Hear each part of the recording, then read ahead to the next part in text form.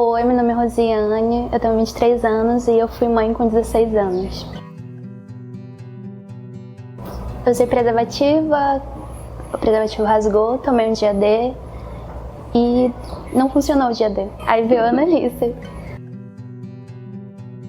Assim, foi mais julgamento, porque eu era nova, e mais em relação a trabalho, que era difícil arranjar trabalho na nossa cidade. O pai da Ana, ele desistiu da escola para eu poder terminar o ensino médio. Ele nunca terminou o ensino médio. Cuidava dela e eu ia pra escola e ele nunca quis voltar. Nunca quis voltar pra escola. A lição, ele fica aos finais de semana com a Ana.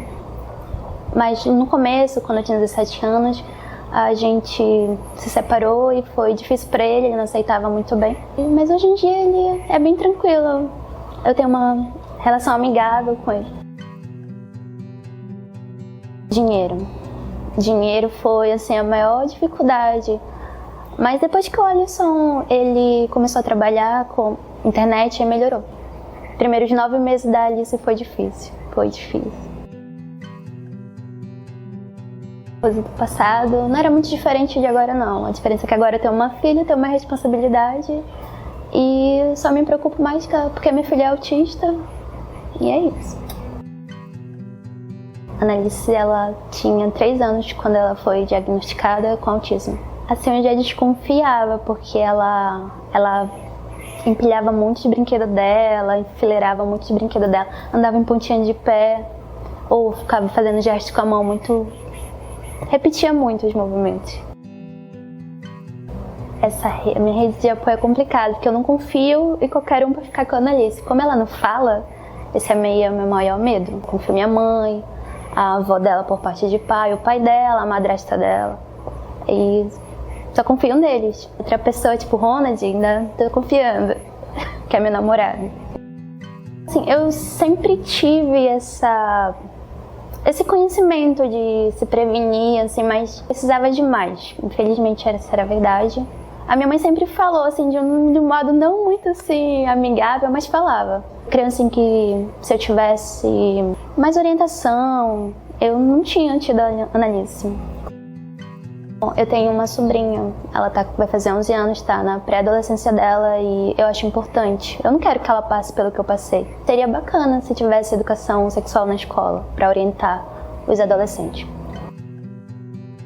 Eu quero que ela melhore, que ela aprenda mais, que ela aprenda a viver na sociedade, que ela seja independente. Espero que ela fale, esse é o meu maior sonho, que ela seja independente. Mas assim, com o tratamento que ela recebe, ela já melhorou bastante. Conselho, se previnam, usem preservativo, mas se acontecer de engravidar na adolescência, não sintam raiva. Não desconte na criança, que é a pior coisa que eu vejo é isso, e eu não gosto, de mãe abandonando seus filhos ou rejeitando, como eu já vi. Minha melhor amiga não aceitava o filho dela, ela teve com 19 anos e eu achava isso muito ruim quando ela falava pra mim.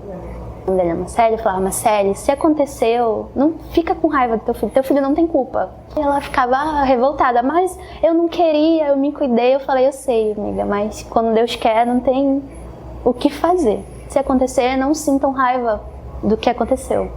Aceitem, que é só o que vocês podem fazer.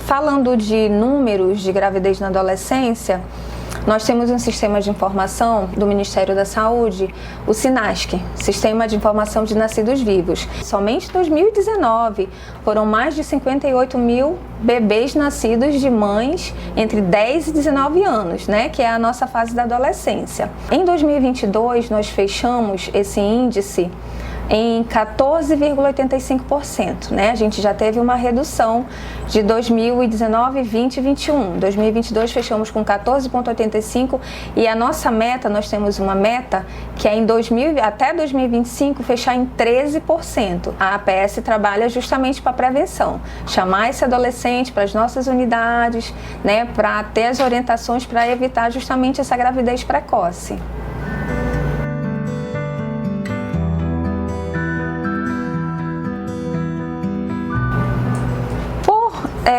Esse adolescente ainda geralmente ser imaturo, né? A gente sempre, no caso de uma gravidez principalmente, a gente sempre pede a participação da família.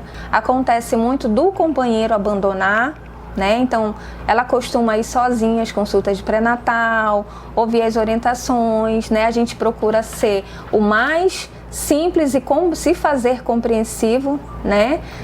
Compreensível, mas a gente sempre tenta trazer a família para perto desse adolescente, né? Porque são vários impactos sociais, são impactos emocionais, né? Depois ela vai precisar retornar ao mercado de trabalho ou à escola, né? Então a gente sempre tenta trazer a família para acompanhar por conta, para tentar reduzir um pouco desses impactos nela.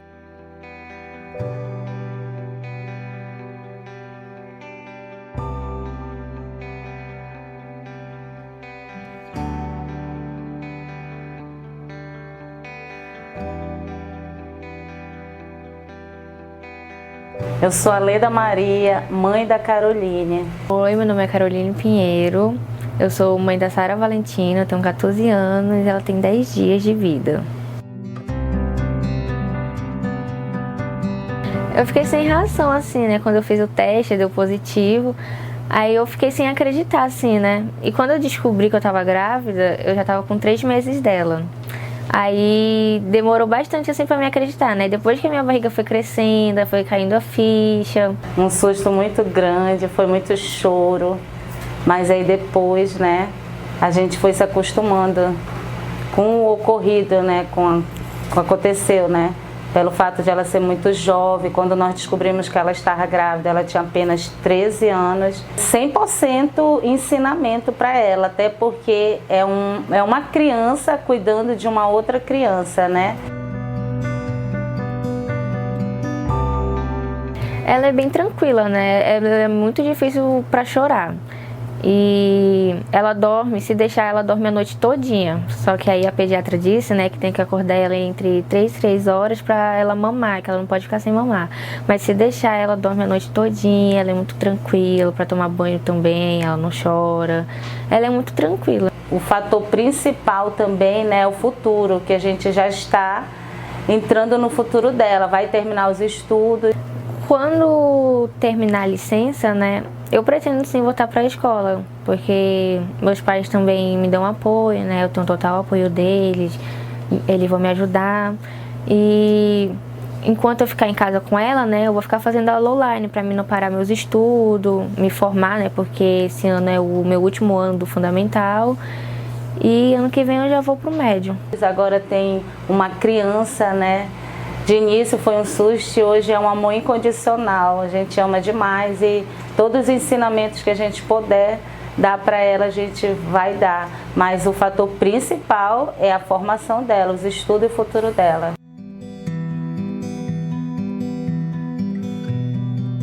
Eu acho que uma responsabilidade maior, né? Que agora eu sou mãe, tenho uma bebezinha. Por mais que meus pais me ajudem muito, né? Eu também tenho que ter bastante responsabilidade com ela, né? Eu tô aprendendo bastante coisa, tipo ser mãe, como é, a rotina que mudou, que não é a mesma de antes, essas coisas. Meus planos, né, de futuro, eu pretendo terminar meus estudos, né? Fazer a faculdade, terminar, me formar no que eu quero. E continuar cuidando dela, né? Continuar a responsabilidade de mãe também. Prevenção, né? Isso não faltou em casa de forma nenhuma em relação à Caroline. A partir do início que ela teve a sua primeira menstruação, eu sempre conversei com ela. O fato que ocorreu foi a mentira, que hoje em dia eu digo isso muito para ela, né? Porque quando eu comecei a desconfiar, eu perguntava dela, minha filha, fala a verdade. Ela dizia, mãe, eu sou virgem. Que é uma fase da adolescência, né? Que os pais, né, venham orientar mais os filhos sobre prevenção, o seu primeiro ciclo menstrual, né? A sua primeira menstruação, acompanhar, né?